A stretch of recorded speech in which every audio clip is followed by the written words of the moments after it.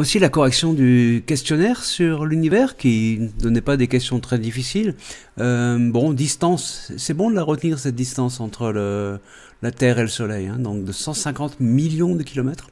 Essayez de vous rappeler de ça.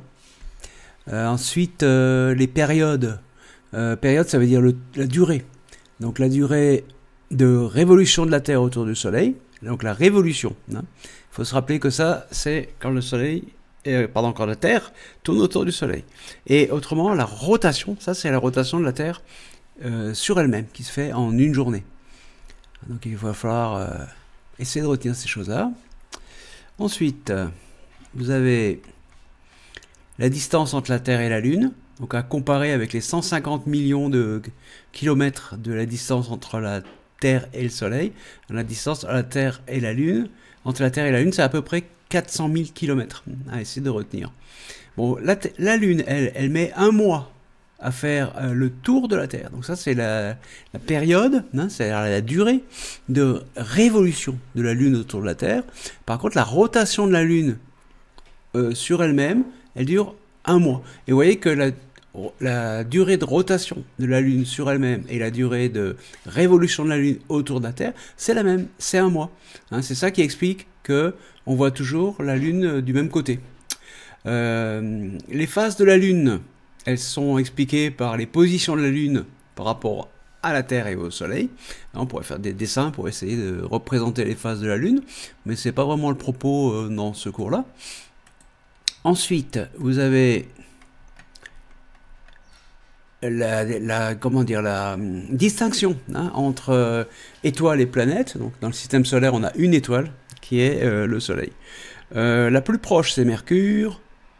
Ensuite, dans l'ordre, vous avez Vénus, puis la Terre, voilà. Et ensuite, il y a Mars et Jupiter. Bon. Alors, le nom galaxie, ça veut dire qu'il y a plusieurs étoiles, voilà. Et notre galaxie, elle s'appelle la Voie lactée. Alors une idée du quand est-ce que s'est formé le système solaire, vous voyez que c'est presque 5 milliards d'années. Ça c'est bien de le retenir aussi. Et bien sûr le Soleil c'est pas au centre de l'univers, ni au centre de la galaxie, c'est au centre de notre système solaire. Pour comparer les distances, on utilise lorsqu'on a des grandes distances dans l'espace, une unité spéciale qu'on appelle l'unité astronomique. Vous le voyez ici, et on la note UA. Unité astronomique. Et cette unité astronomique, c'est la distance entre la Terre et le Soleil. Donc les 150 millions de kilomètres qu'on a vu tout à l'heure. Et donc si on compare des distances par rapport à la distance entre la Terre et le Soleil, on va pouvoir dire combien il y a d'unités astronomiques. Vous voyez par exemple que Mercure, qui est plus proche du Soleil que la Terre, eh bien, est à 0,39, 0,4 à peu près, unité astronomique. C'est-à-dire il faudrait faire 150 millions fois 0,4, ce qui ferait à peu près 60 millions de kilomètres. Voilà.